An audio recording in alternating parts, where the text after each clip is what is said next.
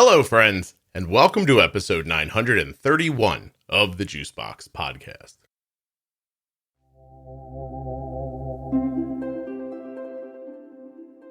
On today's episode of the Juicebox Podcast, I'm speaking with Dana. She's had type 1 diabetes for her entire life, and her daughter has type 1 as well. Today, we're going to talk about diabetes through the years and find out more about Dana's story.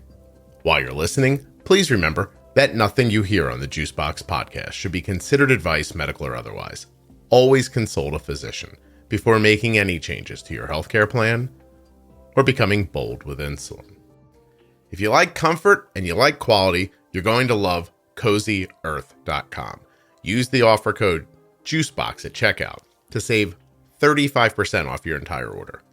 Go to athleticgreens.com/juicebox.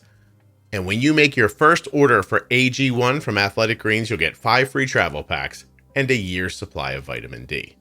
And of course, get 10% off your first month of online therapy at BetterHelp.com/juicebox. Just go to my link, sign up, and get 10% off your first month.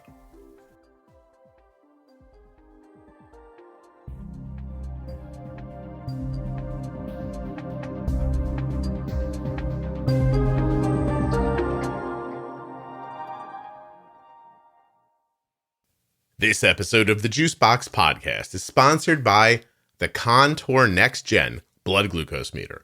ContourNext.com/juicebox. The Contour Next Gen and the entire line of Contour products are highly accurate, incredibly made, easy to use, and they have a beautiful bright light for that nighttime finger checking and second chance test strips. That's right, second chance test strips. We could all use a second chance. ContourNext.com/juicebox. The podcast is also sponsored today by, who do you think? Who? US Med. Get your diabetes supplies the same way Arden does at US Med. Go to usmed.com/juicebox to get started today. All you need to do is get that free insurance check, make sure you're covered, and then boom, bang, bing, you're getting your stuff just like Arden at usmed.com/juicebox. Now, if you don't like the internet, you don't want to go to usmed.com/juicebox, I respect that. Maybe you want a phone call, right? You like to be on the phone, talk to a person. That's your vibe? No problem. 888-721-1514. There are links in the show notes of the audio player you're listening in right now and at juiceboxpodcast.com to Contour, US Med, and all of the sponsors. You are listening in an audio app, aren't you? Like Spotify or Apple Podcast, Amazon Music, something like that. Please tell me you are. If you are, follow and subscribe in that app. And if you're not, go get yourself a sweet audio app to listen to the podcast in. Hi, my name's Dana, and I've had type 1 since I was 14. So that was in 1974. So do you want to do the math, or should I just tell you? Oh, well, hold on a second, Dana. Let's just figure it out. First of all, in 74, I was 3 years old, and I'm 51 now. So that was 48. Okay. So that was 48 years ago. Your babysitter. Right. So we're off to a bad start on feeling good about ourselves, Dana. But that makes that like 48 years ago, right? Yep. And how old were you when you were diagnosed? 14. Okay, so you're 62 now. Yep. Look at that. I didn't even use my fingers. I'm feeling good. If I could pronounce water, I'd be all set, but I'm only halfway there. So, wow. So you were diagnosed in, where's my little pen? Oh, here it is. I have to make notes for myself. Sorry. 74 at 14 years old. You were using animal insulin, right? Yes. Okay. Pork and beef. Pork and beef, which sounds nicer when it's on a Chinese menu. Yeah. Than it does when you're injecting it, I imagine. But what was that like exactly? Well, I really remember getting diagnosed. Before I got diagnosed, getting up in the middle of the night, drinking. We had this huge water bottle in the refrigerator, and like getting up and drinking the whole thing and having to get up in the middle of the night and pee. My parents knew something was wrong. They didn't know what. took me to the doctor. And then I think I was in the hospital for a few days, and my whole family had to come and learn about diabetes and what to expect. And I remember them making me run up and down the stairs in the hospital to figure out how much insulin I needed. And oh, that's interesting. The running up and down the stairs was part of the diagnostic. Yeah. Wow. Yeah, it was so the doctor could figure out my dosage. But I only took one shot a day back then. It was in the morning, and then was, here you go. That was it. Did you eat any specific way? Yes, I was given the exchangeless diet. Right. I don't know if you're familiar with that, probably. I am. Jenny did the exchange at the beginning of her life. So they gave you it's basically like options, right? You can kind of move them around from meal to meal as long as you don't use too many of them. Yeah. Every meal you had so many bread and fruit and meat, and you had to try to eat the same amount at the same time every day. Fun, Dana. Yeah. By the way, I think young people listening are just amazed that there was electricity in 1974 for you to have a refrigerator, don't you think? I know. It's just so many things, that you take for granted now. It's like no cell phones back then, Yeah. And I had so many episodes of low blood sugar, because there was no meters. Right. So I had several times where I woke up in the hospital because I had seizures. Like I listened to your episode with Arden having the seizure. I don't remember much about them except for waking up in the hospital and then giving me orange juice and me throwing it up. And I didn't like orange juice for years. I couldn't drink it because I just associated it with that horrible feeling. Yeah. Hospital. Hey, Yeah. a question about that. If you remember, were you like upright and moving, and then the next thing you knew you were in the hospital, or did these more happen overnight? Overnight. Only once when I was first diagnosed and I didn't know what it felt like to be low. I don't remember them ever explaining the worry about that. And I was at my grandparents' house. I was eating, believe it or not, pickles. And then I woke up in the hospital. And that was the only time where it's happened when I've been awake. So you didn't know you were low, but you were hungry, which now you know is a symptom of being low. And so you're eating pickles, which has no carbs in it. So that wasn't right. That wasn't going to help at all. So it didn't do me good at all. But, How many times do you think this happened where your parents woke up in the middle of the night and went, Dana's having a seizure again, let's go? How often do you think that happened to you? I think it only happened 3 times. And then they made adjustments, or you figured something out, Yeah, I made adjustments, which was a bad path to get on because then I always overate because I was afraid.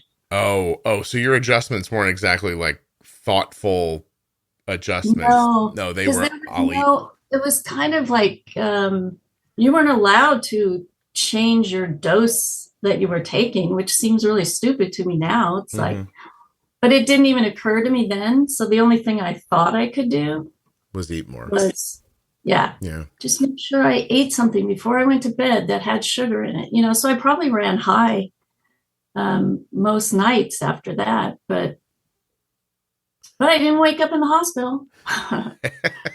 Well, I mean, when the technology was as it was, I mean, you're just doing the best you can, right? Like you're just, I mean, listen, my mom had an illness recently. She had cancer. It was really terrible. And there's no doubt in my mind that if she had that cancer in 1974, she would have died. And that's because that was their understanding of it back then. And this was their understanding of diabetes in 74. True. Is it bizarre to you to see what it's like now? Well, no, it's actually bizarre to think what it was like then. I feel like it was like the, primitive days. Yeah. It's amazing to see how far we've come. And I'm really thankful for that. What are the timeline leaps that stick out in your mind? Like from animal, like what's the next thing that you think of? Um, let's see. I remember in 81, the reason I remember it was 81 is because I went on a trip with my brother to Austria, and I was able to take test strips to poke my finger, and then you put blood on the strip and you compared it to the bottle. But at least it gave you an idea of where you were.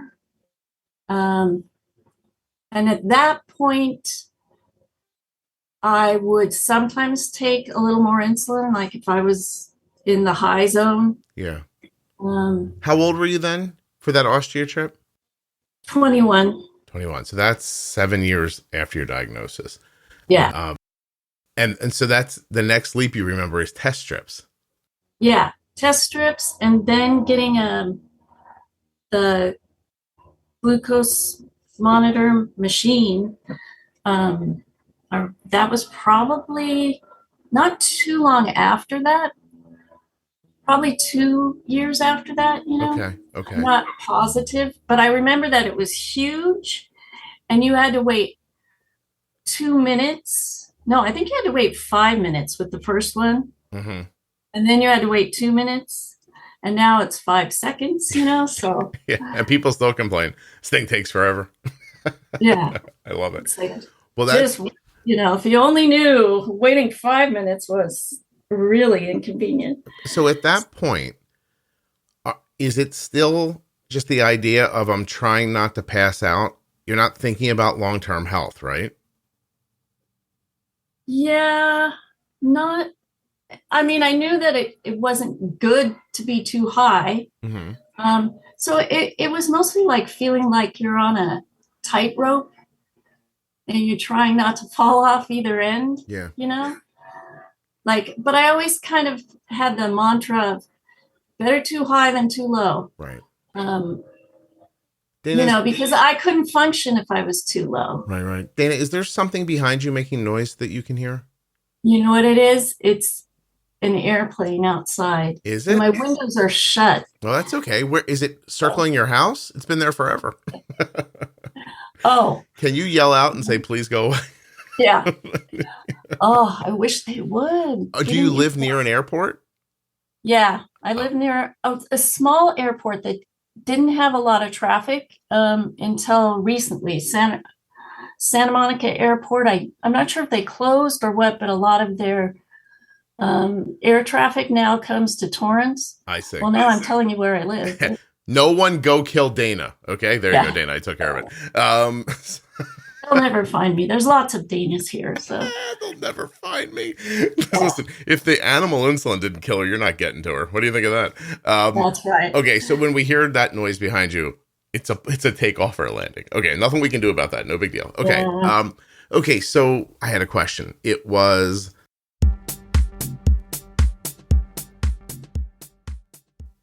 my question is, why aren't you getting your diabetes supplies the way we do from US Med? usmed.com/juicebox. That's where you get your free benefits check, unless you prefer the phone. And then you would, of course, get it at 888-721-1514. That's a special number just for Juicebox Podcast listeners. Arden is currently getting her Dexcom G7s from US Med and her Omnipod DASHs. You could too. You could also get Omnipod 5, Dexcom G6, Libre 3, Tandem Control IQ. I think you get that. Trust me, they got the stuff. Call them up and see what they have. Here's what US Med's going to give you. 90 days worth of supplies and fast and free shipping. They carry everything, like I just said, from insulin pumps, diabetes testing supplies, the latest CGMs, Freestyle and Dexcom. They accept Medicare nationwide and over 800 private insurers. US Med has an A+ rating with the Better Business Bureau and a dedicated 888 number just for you. 888-721-15. Or of course, do it online, usmed.com/juicebox. US Med has served over 1 million customers who have diabetes since 1996. They want to give you better service and better care. And to be perfectly honest, I love their reordering system. The other day, an email comes, hey, your supplies are ready to be shipped. Do you want them? You just click a button right in the email if you want, and it's bang, just like that. It shows up at your door. US Med even lets me call up and say, hey, I see you're getting ready to send out a Dexcom, right? But Arden's at college. Could you send them to her college address instead? Yep, no problem. And they show up at college. usmed.com/juicebox or 888-721-1514. Who else is on the docket today? Oh, yeah. The Contour Next Gen Blood Glucose Meter. Couple of things you need to know. First off, did you know it is possible that your meter, the one you have now, is not all that accurate? It's true. Could be true. Contour, they make an accurate meter. Right now, Arden's using the Next One, but the Next Gen, I have it in a box. It's all ready to go. And we're going to whip that out and give it a looky-loo pretty soon. Whether you want the Next Gen or the Next One, what you want is accuracy. You want ease of use, a bright light for nighttime viewing, a screen that is easy to read, and of course, second chance test strips. Sometimes you touch a little of the blood, you don't get quite enough, or your hand shakes or something, you know what happens. And then, error. You don't want errors, throwing away test strips. Get those second chance test strips from contournext.com/juicebox. While you're there, you can even buy the meter online. It's possible that the meter might be cheaper in cash than you're paying now for the meter you have through your insurance company. I don't know, maybe. But quality is what you want. You want ease of use, you want a bright light, a clear screen, and accurate results above all else. And you're going to get that from the Contour Next Gen and the Contour Next One. contournext.com/juicebox. Links in the show notes. Links at juiceboxpodcast.com. Use the same meter that my daughter does. The same meter I sent to my brother. The same meter my neighbor's using for his type 2 diabetes. It's that easy.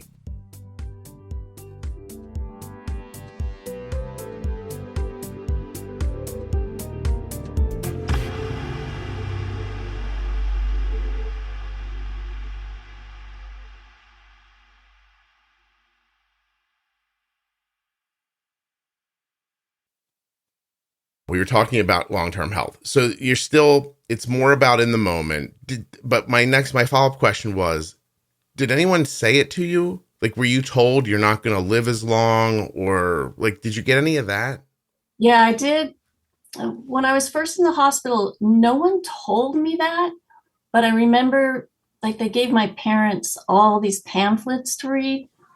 And one of them had a thing about life expectancy being 30 years from diagnosis. Okay.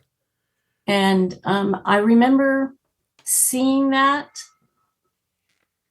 And so it was kind of in the back of my mind. And when I reached that age, I felt like, I beat it. I'm still here, Did it change the way you lived your life, do you think? No, I always tried to do the best that I could to take care of myself. I think, and once I had kids, it really motivated me. Mm-hmm. Were you carefree as a young person? Were you sullen? Like, did you have an overall, like, was there a vibe about you that you were aware of?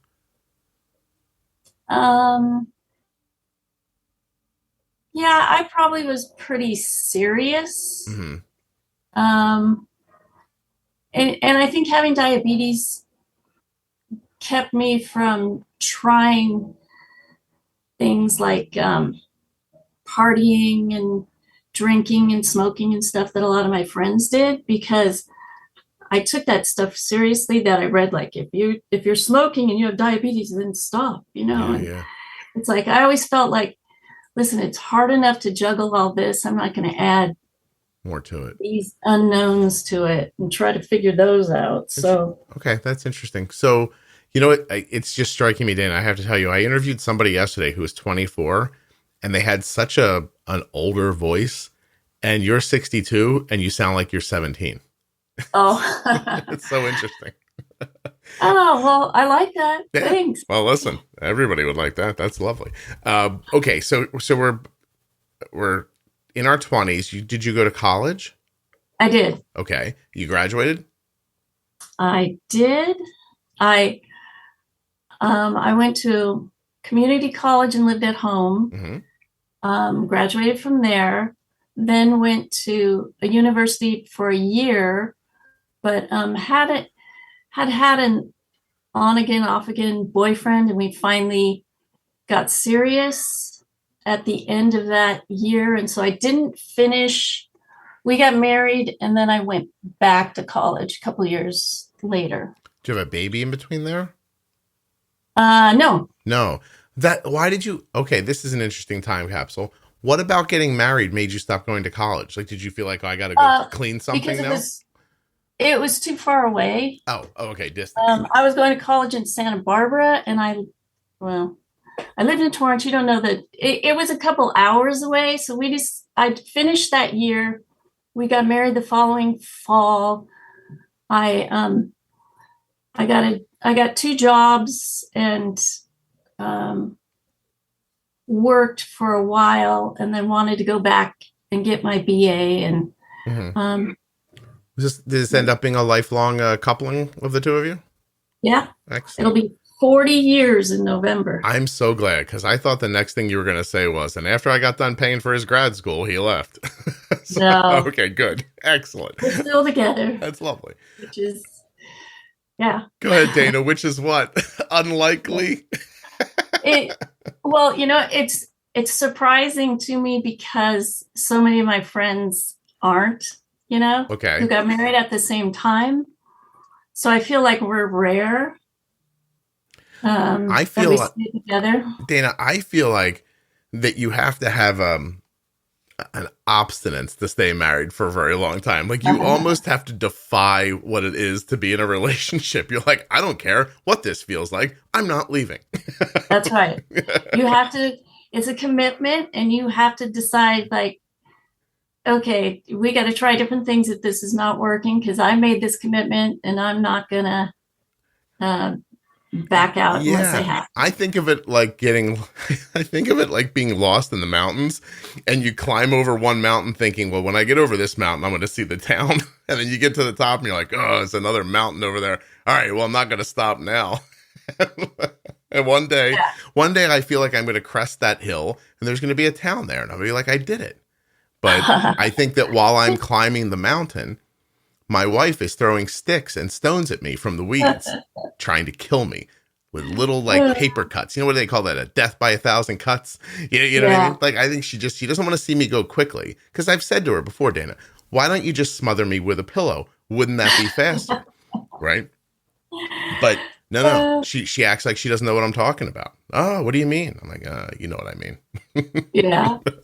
Anyway, all right. So you guys fought through it. You had kids, you said. How many did you have? Yes. So I have 3 biological kids, and then we have 1 foster daughter who is now our daughter. Oh, that's lovely. I thought you were going to say a kid that we stole from the mall. So this was this is a much better story. What made you foster a child? That's lovely.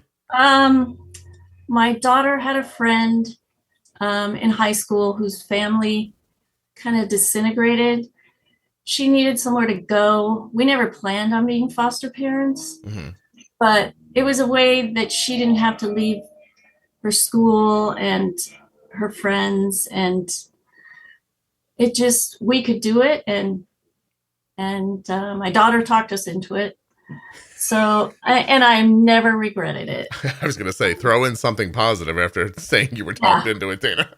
Well, it was just so unexpected. I never expected to do that. At what age was she when this happened? She was 16. Okay.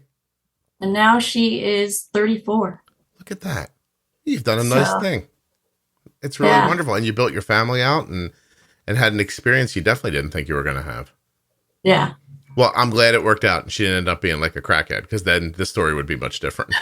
You'd be like, it was horrible, Scott. This is just a horrible mistake. She stole our television. So this is a much better story. That's wonderful. Does she call you mom? Yeah. Wow. Sometimes. She sometimes calls me mom, sometimes calls me by my first name. Well, Dana.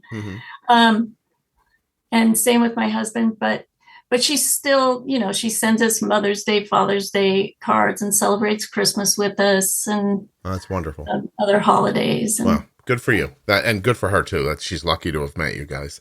And your daughter, who didn't have the knowledge of life yet to to not say that to you. So that she's just like, I guess your daughter was like, this is a nice thing to do. We should do this, right? Yeah, it was really, listen, Mom. Well, Mom and Dad, I just really want to help her. You should have told her to get a job. You should have been like, listen, if it means that much to you, let's see you work a little bit, right? I'm just kidding. Yeah. What was it like to have a person come into your home after all those years? And I guess I was going to ask you if you showed her the diabetes, but I guess my bigger question should be, how much of diabetes was your family aware of? And how much did you keep to yourself?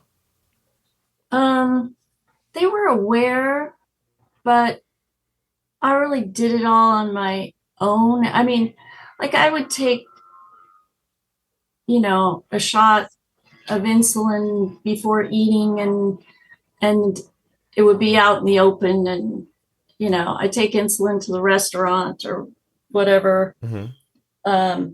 So they were aware and my kids knew, if I started acting weird, to tell me to go check my blood sugar. That's about the extent of it. Was that preferred by you? Was it lonely? Like, why is that? I don't have diabetes, so I'm always wondering this. Like, why is the wrong word? Come on, Scott, pull it together. Is it not a consideration to try to involve other people, or is it something you're trying to protect them from? Yeah, it's a good question. Because I know it's been really interesting to me to listen to the podcast and to listen how you are with Arden. And, part of me is envious, like, man, I wish I would have had parents like that. And maybe it was the age that I was diagnosed, because pretty much it was me on my own doing it all. I mean, how much of learned how to give me a shot, but they never really did. Mm-hmm.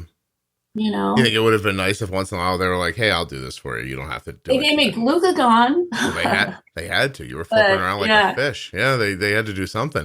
Well, it's funny. You just said that I'm more involved, and it's easy to feel like, oh, I wish that happened for me. But with the way management was when you were diagnosed, being involved just meant making sure you took a shot and then taking you to the hospital if you had a seizure. Like, they didn't know any, like, there was not like there was other instructions for them except for the eating process. And then probably the sadness of thinking their daughter was going to be dead in 30 years. Yeah. Yeah. Right? I do remember one conversation with my dad because he had a friend with a daughter with type 1.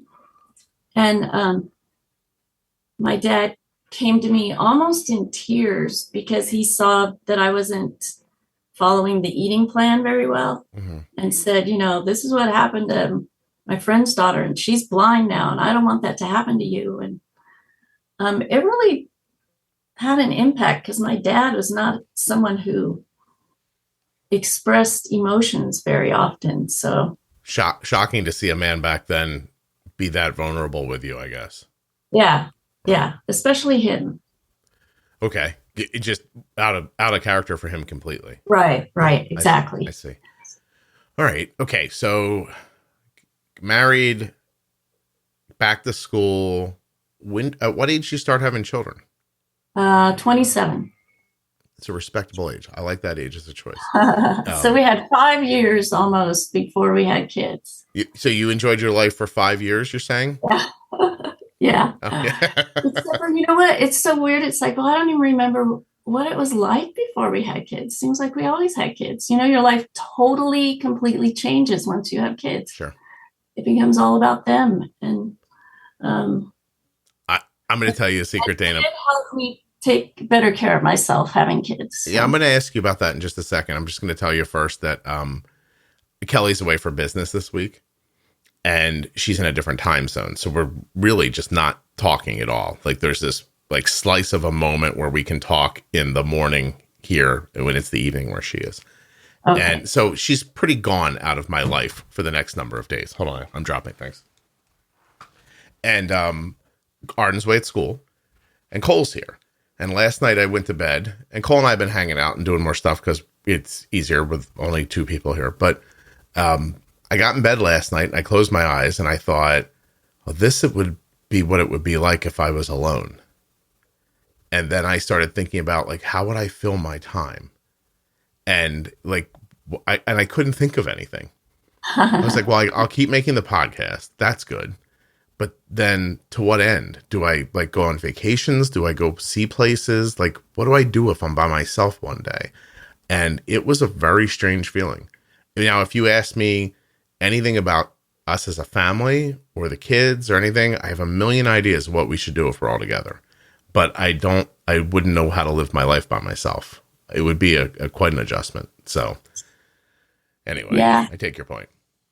It's true. In fact, I think that's, you got to find things that you enjoy doing separate from your spouse in order to keep your marriage healthy.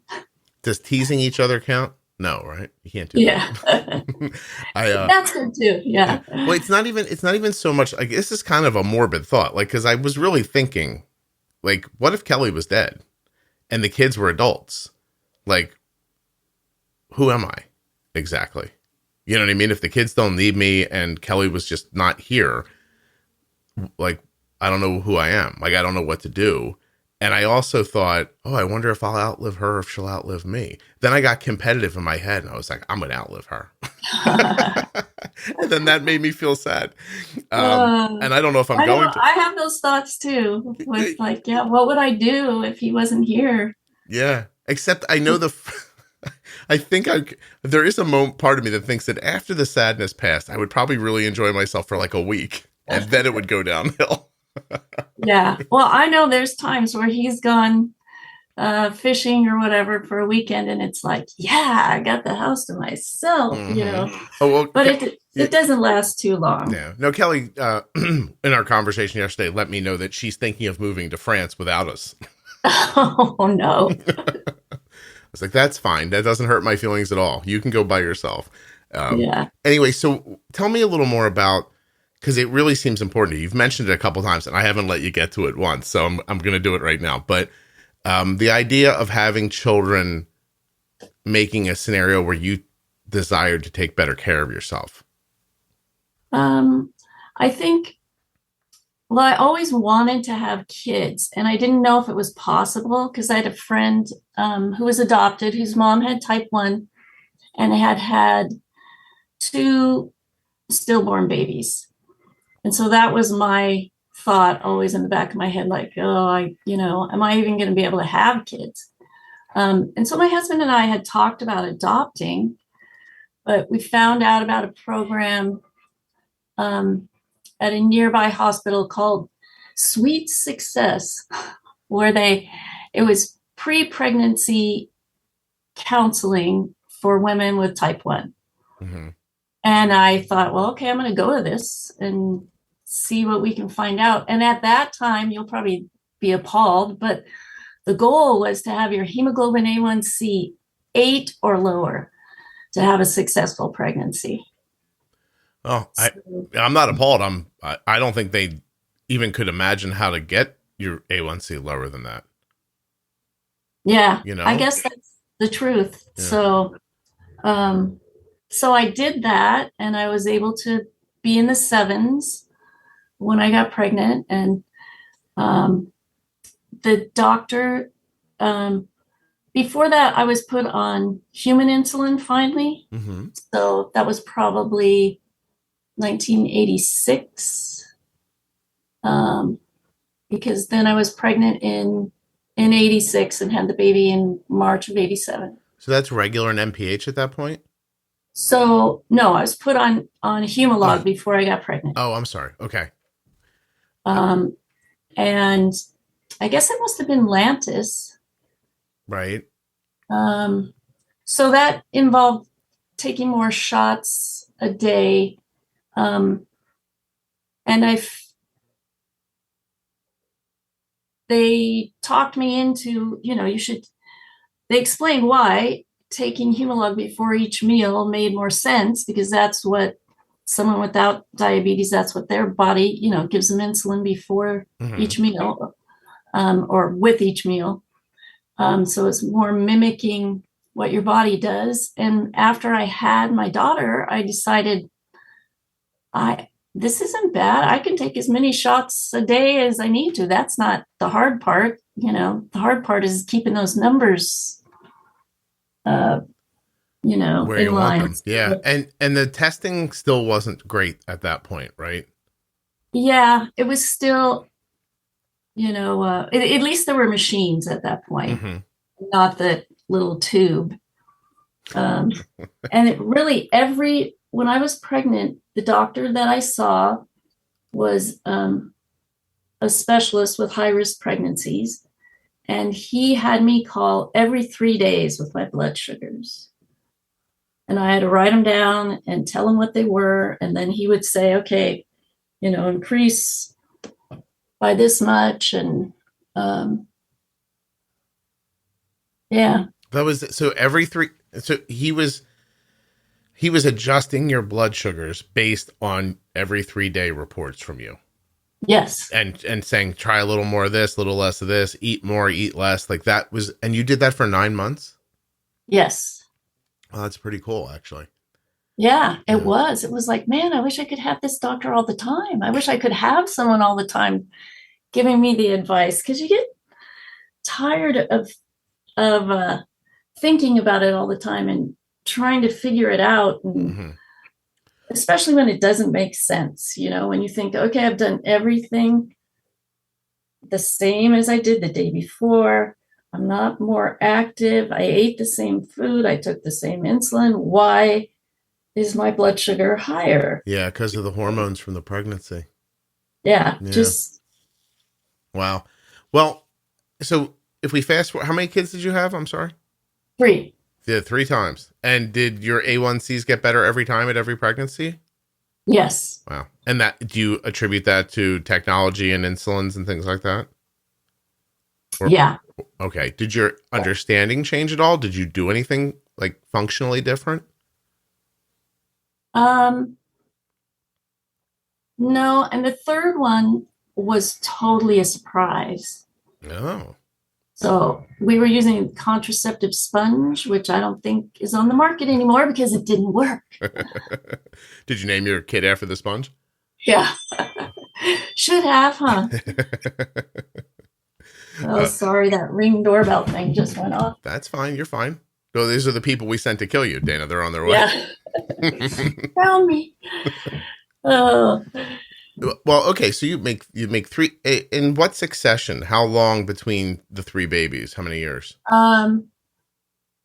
So my oldest is 8 years older than the youngest. Okay. So I had her in 87. Then I had my oldest son in 89, and then our youngest in 94. Was this after a wedding, by the way, Dana, or anything like that, or just a regular Friday night?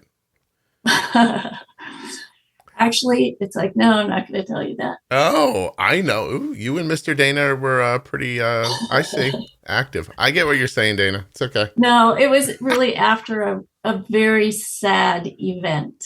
Oh. So, but it was kind of like, yep, I know that's when that happened, and now we're pregnant, and I'm sure that was it. Dana, sad sex can be nice. There's nothing wrong with that. That's all. That's right. It's comforting. Yeah.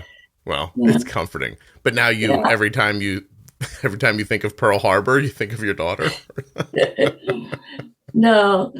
I'm not trying to get you to tell me. Don't tell me. I was just okay. I just wanted to make the joke. That's all. Okay. I don't know why Pearl Harbor. When was Pearl Harbor? In the 60s? Yeah, before I was born. Yeah, my what should I have said? 3 Mile Island? That would have worked, right? Yeah, there you go. Well, that would have been funnier, actually. Damn it. Let's go back and do it again. No, all right, we'll just. I feel like life didn't start till 1960. That's when I was born. So I hear you. Anything before that didn't happen. Yeah. Damn those dinosaurs. Um, okay, so you've got these 3 kids. And was it that you could tell that it was possible through the pregnancy? So you thought, why don't I just continue on this good care in my regular life? Was it, Yes. it wasn't the idea of like, I need to stay alive for these kids?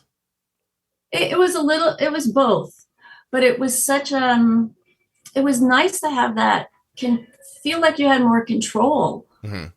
Like, okay, if I want to eat more, just take more insulin. If I want to eat less, take less insulin. It was after that, I felt like most of my doctor's appointments, I knew more than the doctor knew, you know? Yeah. And that's fascinating, Dana, because you don't have a ton of knowledge about it. Right. Right. And you still are in that position, which that just proves out that theory that living with it is going to teach you something about it. Right. Well, that's interesting. Okay. So kids are growing up. Are you stay-at-home mom or you have a job? I'm a preschool teacher. Oh. So it was great because when they were old enough to attend the school, they had to be 2.5 and potty trained. They could go to school with me. Mm-hmm. Or go to work with me. And so all their, young years, it was a half day preschool. So I'd be home by the time they got out of school. That's excellent. It really is nice. Plus it makes everything simpler, even like commuting and everything, right? Because the kids are with you while you're moving to work. Yeah. Yeah, that's nice. Okay. Do they have any autoimmune issues? And do you have any other autoimmune issues? I do not. But yeah, my oldest, we participated in, I forgot what it was called. It was something like TrialNet, where the kids had their blood tested to see if they had certain genetic markers for type 1. Yeah. And my oldest, my daughter, did. And when she was 21, she she got diagnosed with type 1. Then they told her it was type 2. Then that's silly. I don't know. If she had the markers and you had type 1, what are we doing telling her she has type 2? Right. Yeah. So they were trying to tell her type 2. She told them, no, my mom's type 1. I want to be on insulin. And she talked them into putting her on insulin, but they gave her insulin and some type 2 medications. Like I think it was metformin. Is this in the early 90s? I'm just trying to do the rough math between when No? When was it? Okay, let's see. She was born in 87. No, it was like 2000. Why did I say 90s? It should have been in early 2000s, 2005-ish, around there. Yeah. Okay. Probably 2007, 2008. Okay. And so that's a more modern diagnosis, but still not ultra modern. That's a few years after Arden. 2007 would have been just a year after Arden. So she's an adult at that point, right? Yeah, she's in college. Okay. Living with roommates. Do you and she have a connection about diabetes? You talk about it or help each other at that point? I mean, because now you know what it's like for nobody to help you, right? So yes. Although it's like, no, I don't want to go there. So I'm not going to make you have to erase anything. So, but yes, we have that in common and we can talk about that. And she's probably not going to listen to this. So all I can say is she doesn't take as good care of herself as I wish she would. Okay. Well, I think that recording the podcast teaches me that everyone takes care of their diabetes commiserate to their personality, if that makes sense. And and your personality and what you care about changes as you get older as well. I mean, it happened for you. So there's no reason why it couldn't happen for her. Has she had children? No. Do you think she will one day? No. No. Okay. We've talked about that. I think she's not married, she's not in a relationship. Um, but she has talked about adopting. She's a sign language interpreter, and Oh, she's very involved in the deaf community. okay. And she's talked about adopting a deaf child. It's a cool job, and that would be a lovely thing to do. Well, Yeah, and she so also saw you foster. Was it, by the way, it wasn't her that talked you into the fostering. no, it was her. It was her. Oh, okay. All right. Well, yeah, she thinks differently, so she'll find something. Yeah, Yeah, that's right. so I she even talked me into taking sign language classes, so that I now feel I could communicate with a deaf grandchild if that happens. Oh, that's wonderful. So it's just on the diabetes point, you have different goals than she does. Is that right? Yeah, Yeah. I think for her it's she doesn't want to have to think about it, and she doesn't want it to interfere with her job, and I'm afraid it's going to catch up with her someday if she doesn't, you know. Do you think she's not doing well, or do you think your motherly like instincts are turned up to 1,000? No, I think she's There's room for not doing improvement. great. Okay, there's room for improvement. So then, let me ask you this: modern day, before we started talking, you said that you went from MDI to a pump and back to MDI. Right. Okay. That's really recent, and it's because of scar tissue.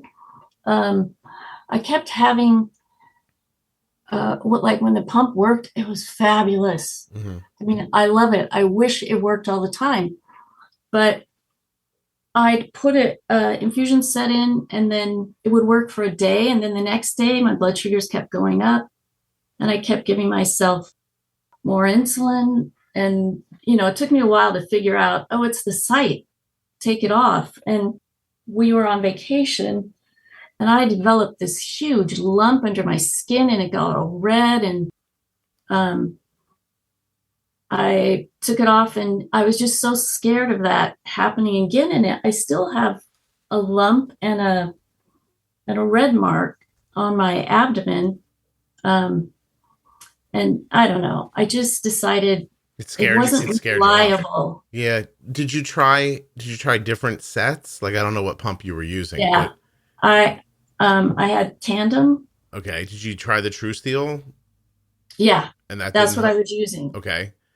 Yeah, because I had problems with the other ones, and the True Steel was the one that worked the best. Mhm.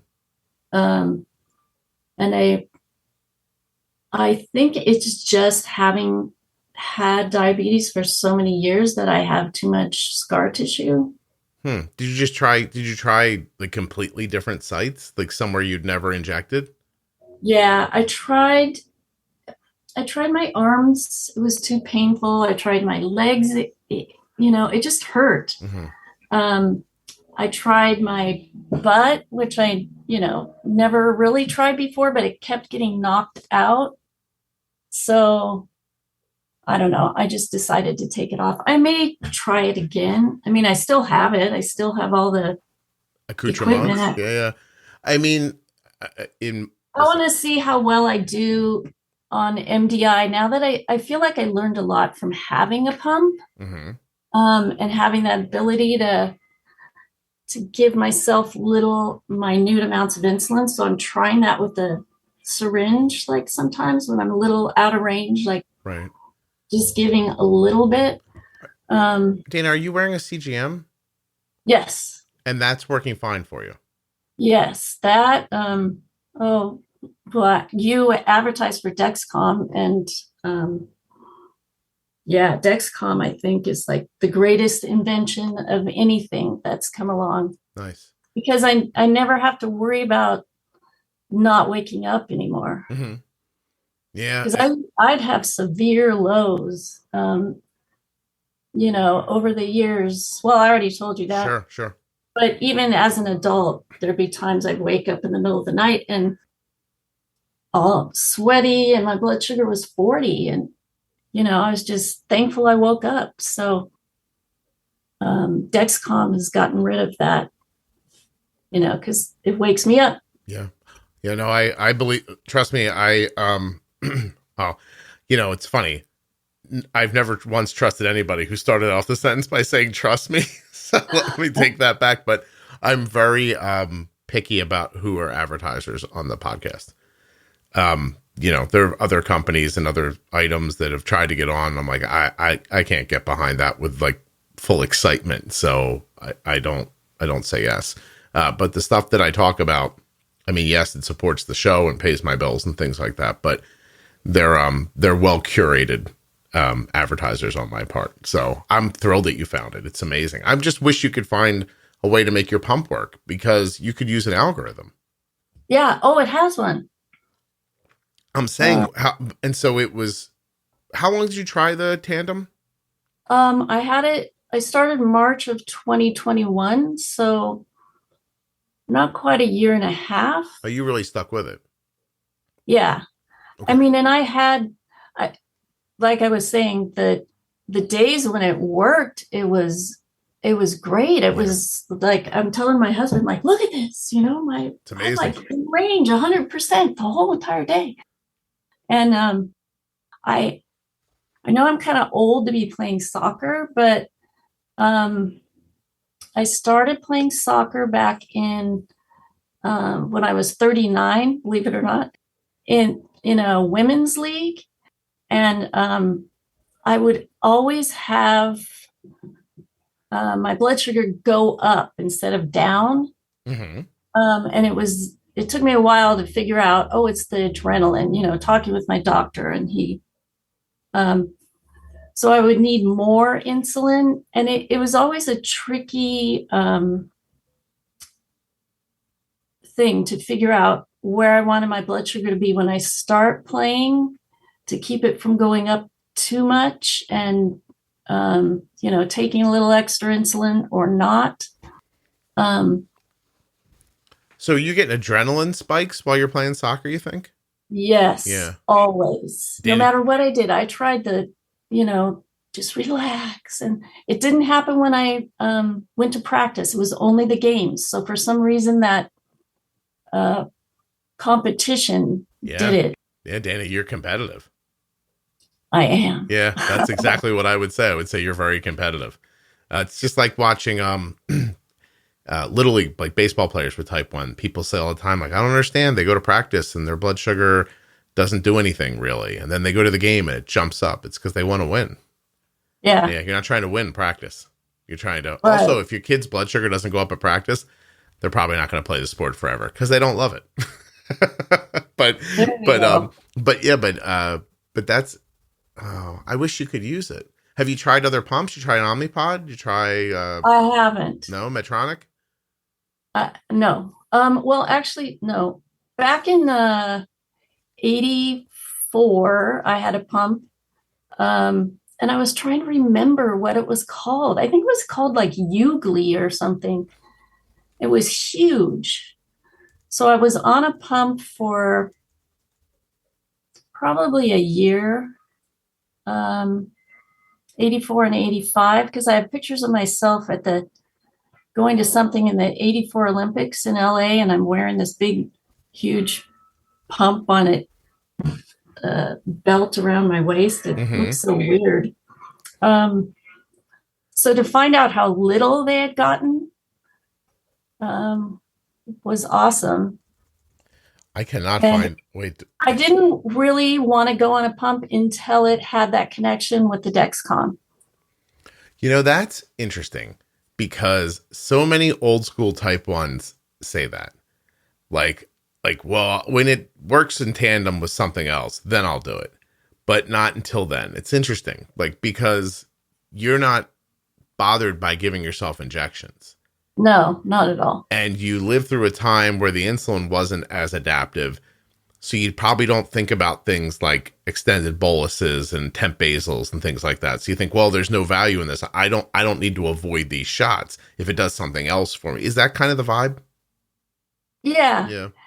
That was it. And also I retired from teaching preschool, and I always worried about the pump and the tubing and kids pulling on it, and but then there's not that problem with the Omnipod. Yeah, try it. You know? Give it a try. Try the Omnipod 5. See if you like that. What's your goal range? What are you shooting for? Well, and I was shooting for 70 to 180, but listening to the podcast has made me realize I liked your analogies when you said, well, why not 160? Why not 140? Why not? Anyway, so I've been trying to be 70 to 140. And I've definitely seen improvement. It'll be interesting to see when I get my next hemoglobin A1C how well I've done without the pump. Yeah. And that's going to help me decide whether to try it again or not. What kind of A1Cs were you pulling with the pump? Before I got the pump, I was probably 6.7. And then with the pump, I went, each time I went to see the doctor, it got better and better. My last one was 6.0, and that's the best I've had in years. But you were irritated by having to change the site so much. Yeah, it just became like it's interfering with life. Mm-hmm. Yeah. What insulin were you using in the pump? Humalog. Did you try different insulins? No. Never occurred to me. Yeah, I mean, I just wonder if it was the site and your body chemistry, or if it was, I don't know. I'm sure Humalog is FDA approved for use in tandem. I don't know if it is, but I'm guessing it is. But they say like sometimes you get clogs, and like my daughter uses insulin in a pump that's not FDA approved for that pump, which just means they didn't test it in it. But then people are like, oh, it crystallizes in the tubing, and we've never really had that problem. But still, there's different things you can try. And you're retired, you have nothing but time. You should give it a shot. Yeah, especially because it sounds like you had an A1C that was really just great at 6, and you have better stability. I mean, yeah, but I take your point. I take your point about having to switch it all the time. It's a pain in the ass. Yeah. It is. And it's, I don't know. You try InPen so you can get some of the functionality from a pump? Like insulin? I have not tried InPen. It pairs with, I think it pairs with Dex. Listen to me. I think it does. It pairs with Dexcom, right? Yeah. People are like, don't you sell InPen? I do, but cut me a break. I get, I think it does, right? Hold on a second. Yeah, well, I will. I mean, just keep. I never thought about changing insulin. I didn't know. Is there really that big a difference between? I mean, there could be. Arden used Novolog, and we switched to Apidra years ago, and I like the way Apidra works. It acts kind of smooth in Arden. It's more deliberate. I don't know how to put it exactly. But for Arden, I don't know. And I've never switched back to Novolog, to be perfectly honest. Maybe I just wasn't very good at using insulin back then. But in the moment, I thought I saw a lot of double arrows up and double arrows down with Novolog. Okay. And we don't see arrows up or down almost ever with Arden's care now. When she gets an arrow down, like something's, wrong. So we just don't see that very frequently anymore. Wow. Well, it's definitely something. I'll talk to my doctor about it, because she seems pretty open to changing things. When I changed from Lantus to Tresiba, that was a great change. So there's definitely a difference in at least the long acting. Oh, that's a huge, listen, no disrespect to Lantus, but in your story back when it first came out, it was life-saving for people. But Tresiba is going to cover 24 hours much more stably than Lantus is going to. Yeah. And even Levemir, I think I was on Lantus and then Levemir and then Tresiba. And Tresiba seems to not spike. So it just keeps you even. Levemir, I had to split for Arden, even when she was little, or it just never lasted 24 hours.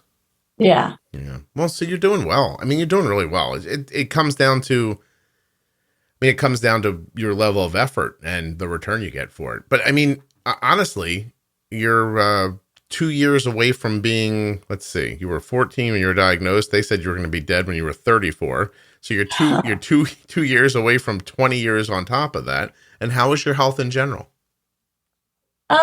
Really good, I think. The only complications I have are like I've had frozen shoulder. I had trigger finger. I just went for physical therapy for it, and that really helped. So I feel like where my body is being affected by years of diabetes is tendons and ligaments, which is not something that you even read about very much. Yeah. No, it happens. Mike, did you ever hear Mike's episode? Yes. Yeah, Mike, he's had all those different issues. But okay, so trigger finger, frozen shoulder, not good. Did any of those symptoms get better when your A1C came down, when your variability came down? See any correlation with that? Maybe the trigger finger. I don't know if it's that or me doing these exercises every day. Mm-hmm. What do trigger finger exercises look like? They're kind of like sign language.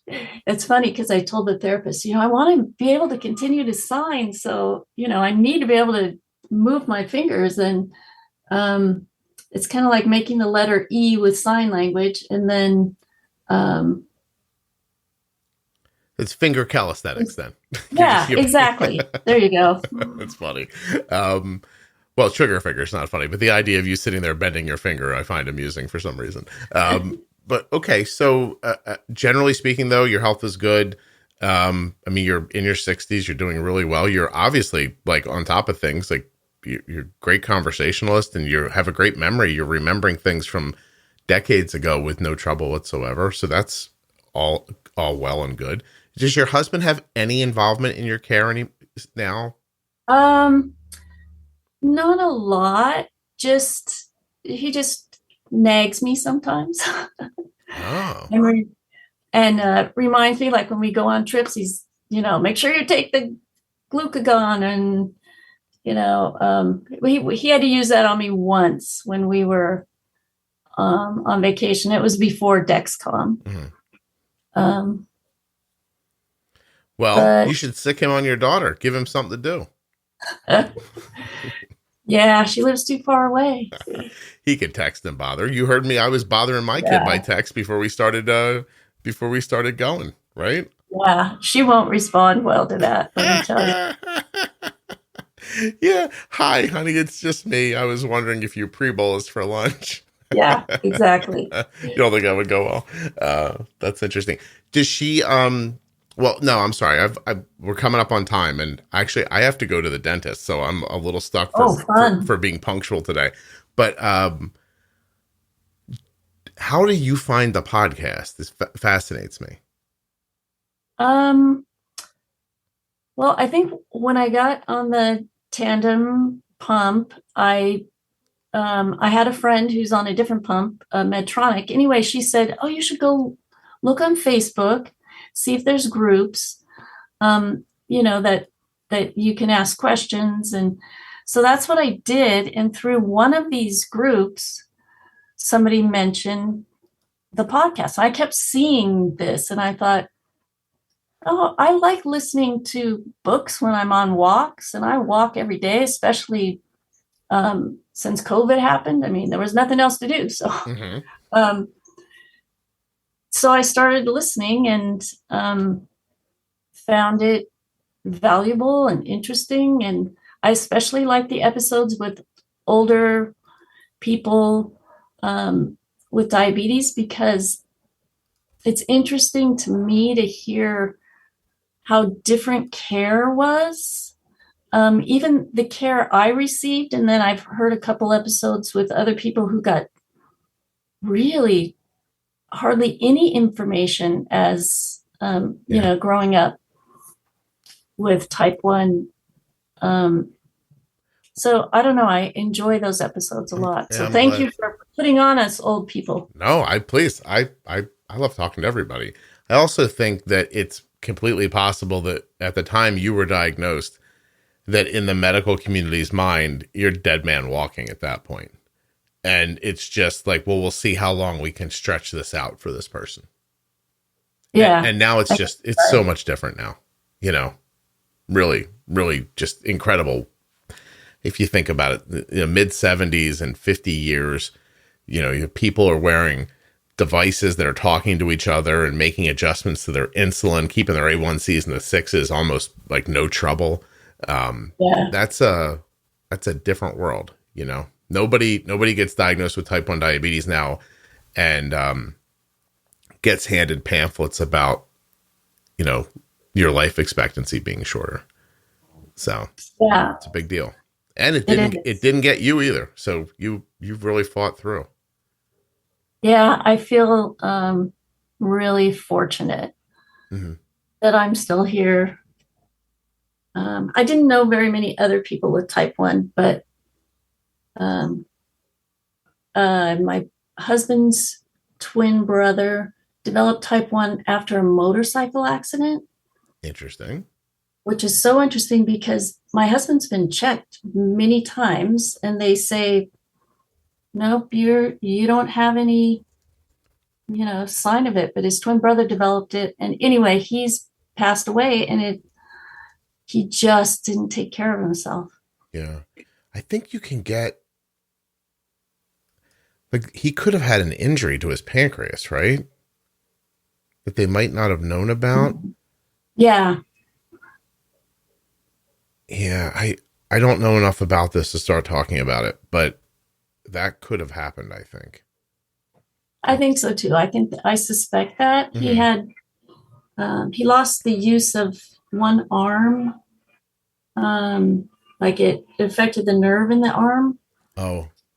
And he just, I don't know. Dana, I had a couple of motorcycle accidents when I was young, and I'm lucky that I'm alive. So, I know how vicious they can be. I don't think I've ever talked about it on here. Well, one day. Not today, Dana.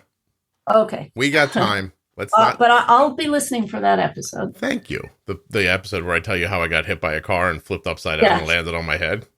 Exactly. And why 20 years later I needed shoulder surgery because of it. Sure. I'll tell you that one day. Don't worry, Dana. Okay. I want to hear it. I can't thank you enough for doing this. This is a really interesting walk through decades of diabetes, and you have a great way about you. So I thought this was wonderful. Thank you. Well, thank you. I enjoyed it a lot, and I will keep listening. Oh, thank you so much. Hold on 1 second for me.